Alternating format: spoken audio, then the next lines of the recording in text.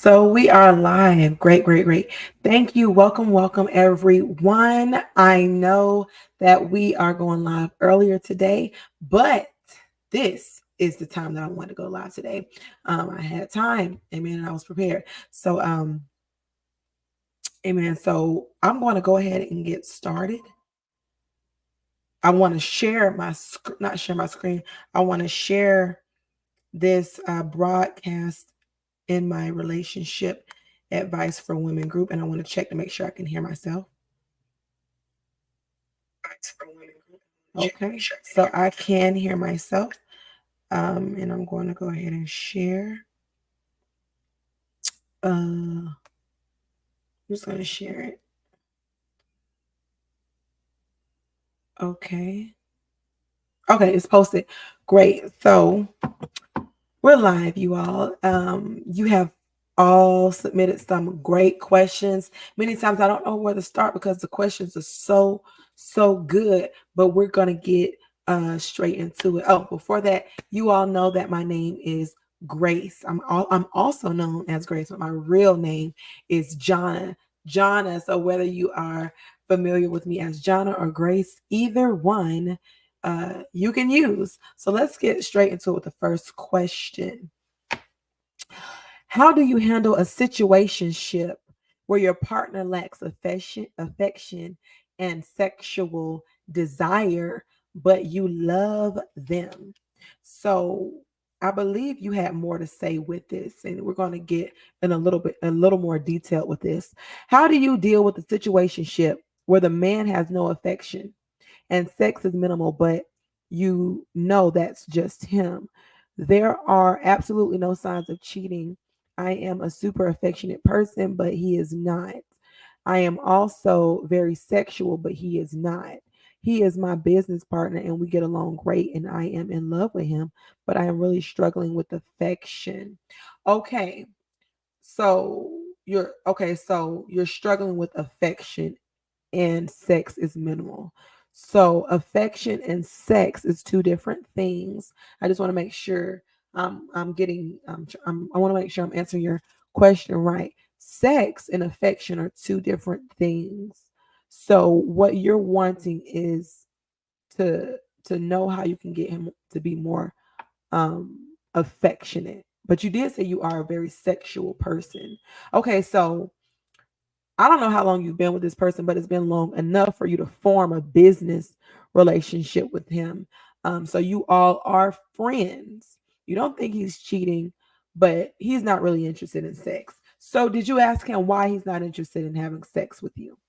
That's the first thing. Ask him, and you have to go from there. Lacking affection. Now you can tell people that they're not being affectionate with you, but you got to sit down and have a conversation with them and let them know how you're really feeling, right? So many times men, and I've read this and I've heard this, and sometimes I experience this, they're not as affectionate naturally as women are. Some men are. They're very lovey-dovey, very hands-on, very talkative, but other men are quiet. So many times I would do it my own self. I got to see where I can fit in, where I can get in. If I'm not being shown affection and I really know that I want to feel affection in this moment, you have to figure out, what does your partner want? Don't look at it as a me, and what can he do for me? What can you do for him? Figure out what you can do for him. What is he wanting right now? Right. And then go from that angle and see, and don't just do it because, oh, I'm gonna give him this, or I'm gonna care about what he wants just so he can do what I want. Do it from the angle of, I really care about him. And even though my needs have not been met, maybe he has some needs that have not been met. And so start thinking more about what you can do to satisfy him, and not necessarily sexually or anything, but just start observing. Even if he's not talkative, Start observing the things that he likes to do, and then you start doing those things. Even notice in yourself how you weren't quite that interested in what he had to do because you were so focused on what you wanted him to do for you. And I'm not saying this because I'm not trying to empathize with you. I actually do empathize with you. I just know that looking at it in this situation is not going to help. It has not been helping, right? And I've looked at things in this situation as what you're not doing for me. Why are you like this? Why are you like that? But once I started looking at my spouse as what can I do for you? What are you feeling? What are you lacking? How can I please you? And then even if he doesn't answer, but if I start observing him and I start, acting interested in those things because I genuinely want to be there for him in his activities that he enjoys, then he might notice some things that he's not doing.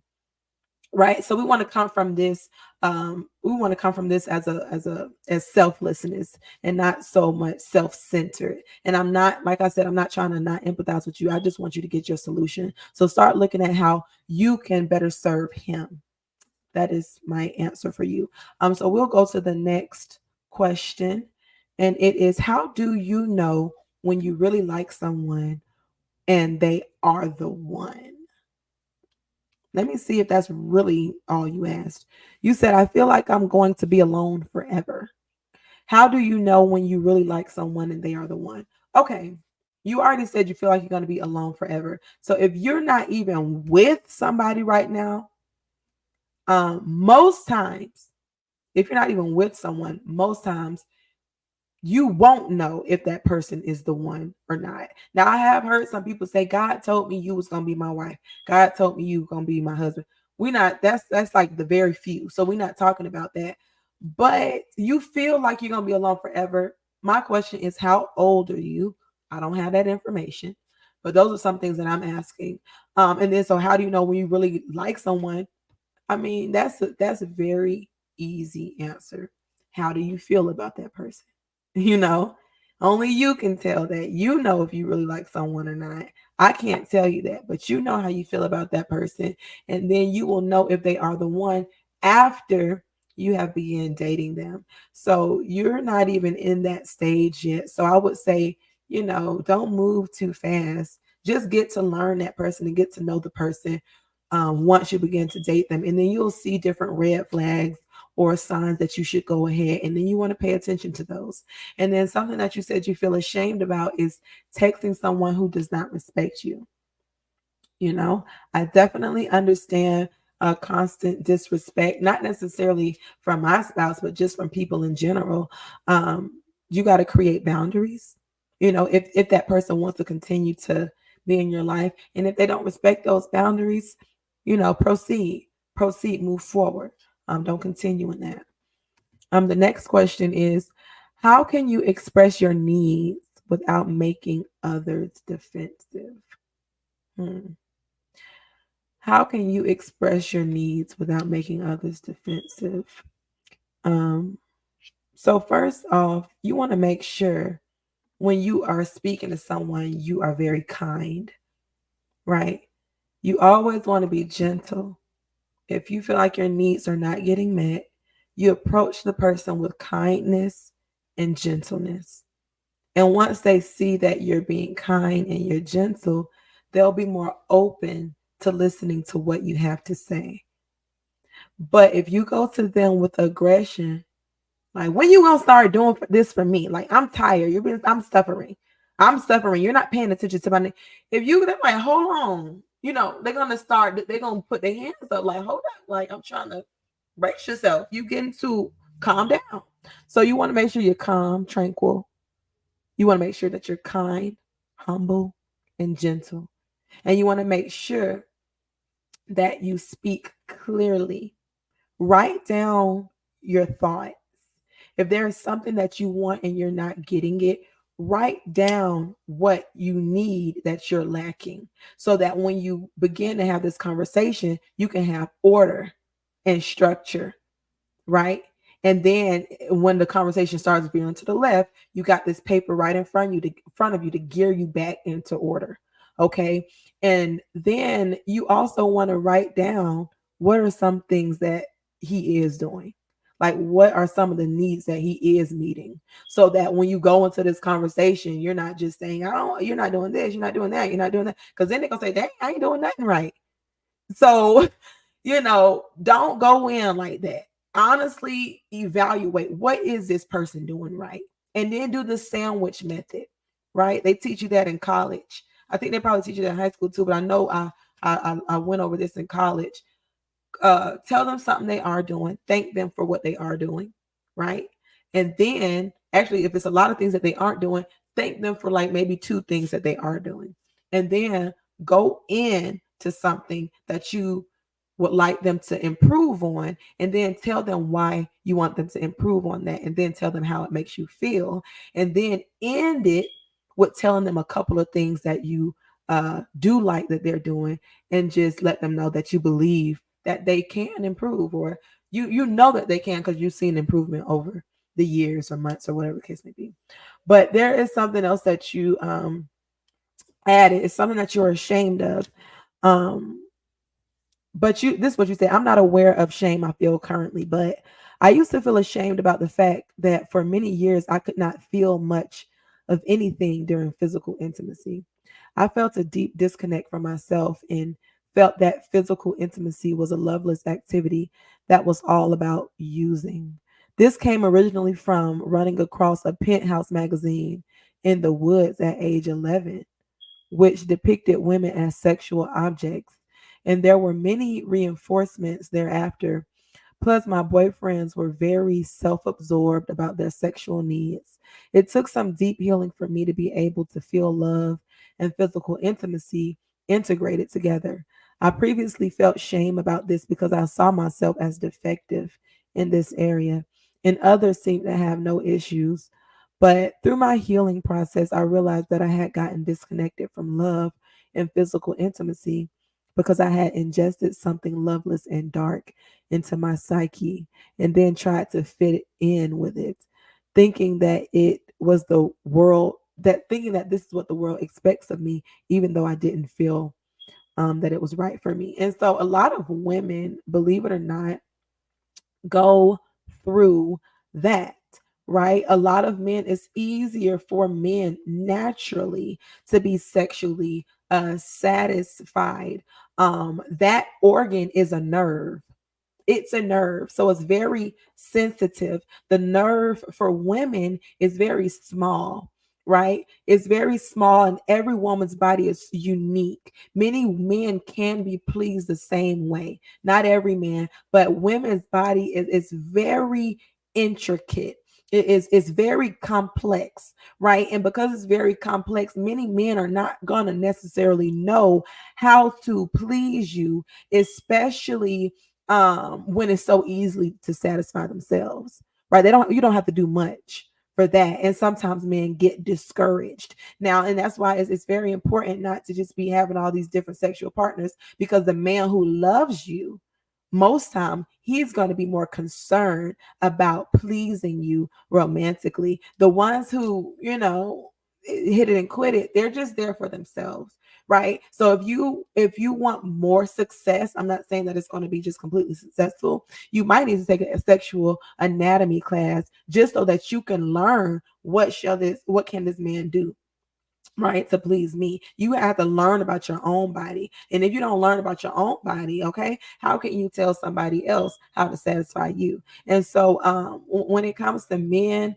wanting to satisfy their woman, you need to make sure that this man really loves you, because then he's going to care more about the fact that you're not satisfied, and then he's going to invest more time into doing research. So anyway, I thank you for sharing that. But it's many women go through that. So the next question we have is, how do you elevate your value in the family when your partner is dismissive and uncommunicative?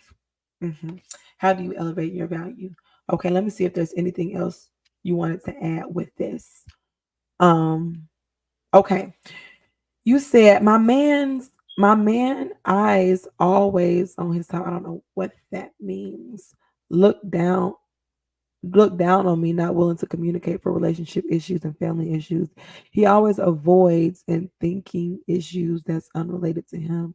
Me, myself, teach children and guide children. And just like a single mother to 3 kids, how do I bring okay, I'll just answer that. How to bring up my self-value and family status, how to bring up positive energy in me. And the thing is, I want to say this to be clear for whoever's watching. Many women are part of a relationship advice group for women on Facebook.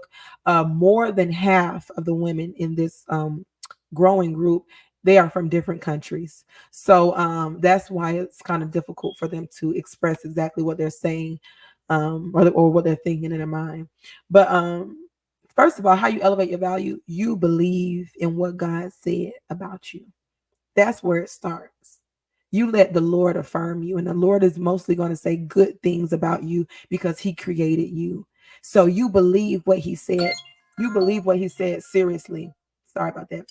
Believe what He said about you. Okay. And when you believe what He said about you, you will begin to say those things about yourself. And then you'll begin to believe what He said about you. And then you'll begin to express those things outwardly, whatever it is that He already put in you, because greatness is already in you. Okay, you just got to believe in that, and then and say those things, speak those things forth, and then it's going to come out. It's just going to come out. And regardless if they want to admit your value after that, they're going to see it. And just to be a little bit more practical, leave. When you're not feeling value, step away and see, don't they start running towards you and saying, where X, Y, and Z at? And I can't say your name because I don't know your name because these are anonymous, but where is X, Y, and Z? You know, step away from the situation.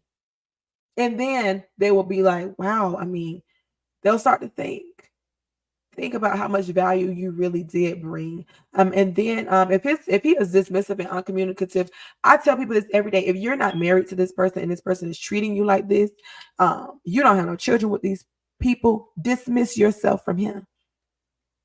Stop communicating with him. It's many other people in this world that you can be communicating with. Stop communicating with him. Dismiss him. That simple. And then you said you're ashamed that it's a little bit different now, because you said you have no financial support after marrying a narcissistic man. So you are with a man, like you've married him. So that changes it. Okay. So that's awful, right?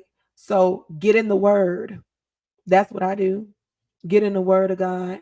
Look at what God said about you. Let him love you. Understand his love for you. Because when you're married to somebody who's narcissistic, you got to work on you first. And a lot of times, even if you saw The Color Purple, when Celie left, and I'm not saying you have to divorce him, but when she learned about her value, whatever that guy name was it Mister?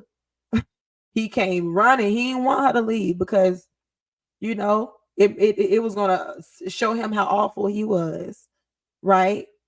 But he was a narcissist as well. Okay. And she left him. And so she knew her value. I don't know if you saw The Color Purple, go see it. The new one. She saw her value. And then she was very valuable, actually. And then once she left, that's when he woke up.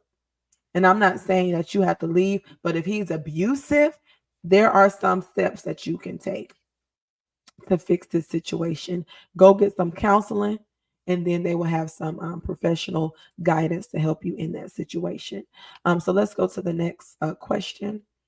Why is it so hard to let go of someone?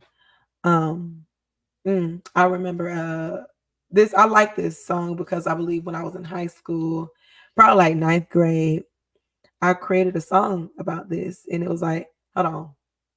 It's so hard to let go, but I can't keep losing control. It is so hard to let go, but I gotta go. So why was I singing that in high school?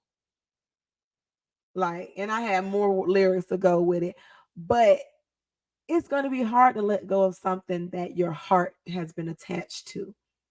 The more you are around someone, the more your soul gets wrapped up with them, right? Between memories, going out, vacations, talking on the phone, you get wrapped up in that person, and just thinking about them.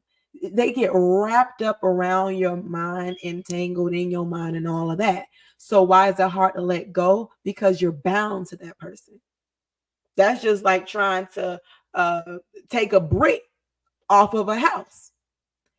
It's gonna be hard to take a brick off a house. You just trying to pull it. That's hard. So what you got to do? Get a bulldozer and break it down.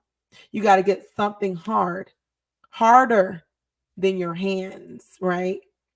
Harder than a hammer. You're gonna have to get a bulldozer after it's been bound together with some cement, right? You're bound. That's why it's hard to let go. And you got to get somebody to help you through that. Okay. I know the answer. I know the answer. Let's see. Is there anything else you wanted to say with this? Um, Not having someone to talk to is something you're ashamed of. That's another thing, right? And so when you don't have nobody else to talk to, that makes it so much easier to hold tight to the one that you know you should be letting go of, because you're going to be thinking about everything that you're not going to have. You know you need to let go of this person, but you like the conversation they give you, or you like the fact that they're just there. They might not even be talking to you, but you just settle. You settle because you don't know how life is going to be if you let that person go. You're too afraid, right? So I get you being ashamed of that, but the moment you make a decision to move forward, to reach out so somebody can help hold your hand and snatch you away from that, sometimes you got to give people the allowance, because some people, they see you in a situation and they don't want you to be in that situation either. They see that it's very difficult for you to leave. Okay. And I'm gonna give an example. There was a friend of mine at one time. I knew it was hard for her to leave. She always said she didn't have no money, and she didn't know how she was going to leave and how she was going to stay, but she ended up leaving on her own. And I was so thankful that she left the situation on her own that I ended up sewing about $500 just so that she can continue to stay out of that situation. Okay. 3 or 6 months later, she was back in that situation. Right. So you got to be willing to let somebody snatch you out of it. If it's that hard, if it's that hard for you to let it go, let somebody snatch you out. Period. Do you have anything else to say? Nope, nope, nope, nope, no, you don't. Let's go to the next one. You said, why might a man be sneaky and say he loves other women but not communicate this directly? Hmm. Let me see. Okay. You said, my question is, why is that when you have a man, he has to be so sneaky and say he loves all these other girls in my face, but refuses to tell me? And why does he say it to a baby mama that has gotten him in a lot of trouble? So let me understand this. Are you saying that this man is telling you about the other women who he loves in your face, but he refused to tell you? He's not telling you that he loved you because he don't love you. Okay. And then why does he say it to a baby mama? So why does he say that he loves his baby mama? Probably because he does love her. So I'm not sure who you are in his life, but it just seems like you're like a friend or something to him. Like you're there and he can confide in you about other women. And so that's what it seems like to me. It doesn't seem like he loves you. It just seems like to him you're like a friend, right? And so I don't know about being sneaky. Maybe you didn't write everything in there, but it seems to me like you think he's something other than what he really is. You've put a label on him that he has not agreed to, and that's why you're feeling this way. Is there anything else you wanted to add with this? You feel ashamed of your weight. I gave advice last week on this. Change your diet. Sorry, you all. Change your diet.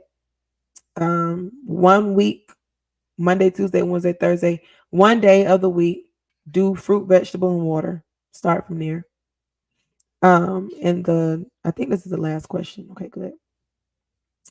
The last question is, can a relationship work if both people are still getting over their exes? That was a good question. And that's why I put it up here. Can a relationship work when the people are still getting, you should need to get over it first. And that's how people keep getting into stuff. And then it's just like the first one. Why is every man I get with like, because you didn't heal from the last one? Because when you heal, you learn, you reflect, and you see what you did wrong. You see where you was wrong. You see where he was wrong. You see what you can do right, and you make a decision to do right the next time. You learn how to avoid those other people. No, and if you, and I don't want to say no indefinitely. God can do anything. He can work miracles.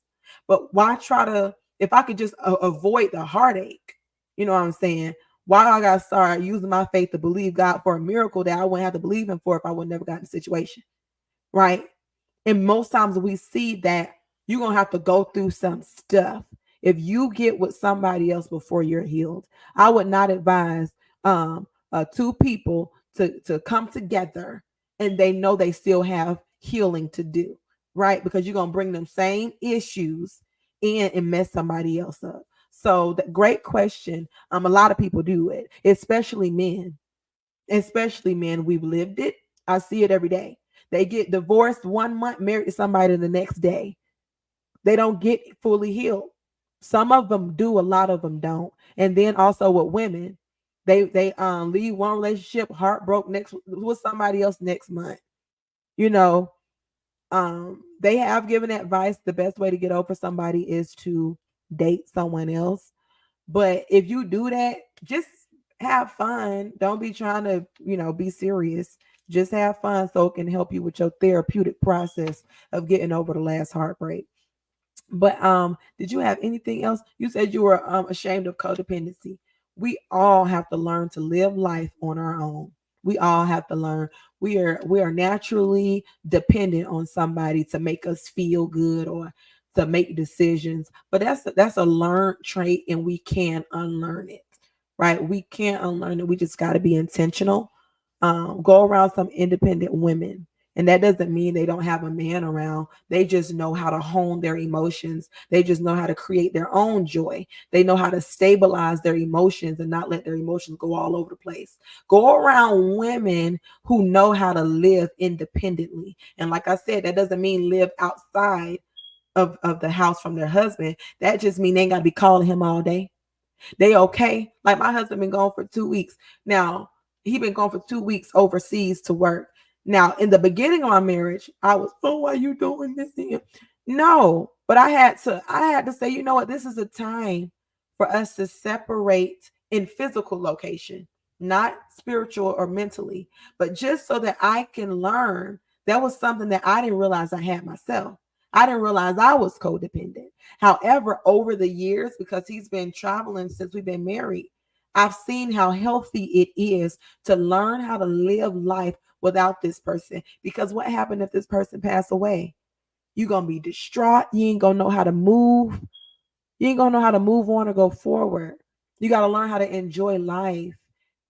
Enjoy life. Do your own thing. Let him go travel. You go travel. Then y'all come together. Y'all do, marital stuff or relational stuff, but don't let your emotions, make a decision that you are going to stabilize your own emotions. You have self-control. Okay. So you came in this world by yourself, you're gonna leave by yourself. Okay. So just decide that you're gonna control that and then move forward. Thank you all so much for submitting your questions. And I didn't know if I should just pre-record this or record it earlier. I didn't know.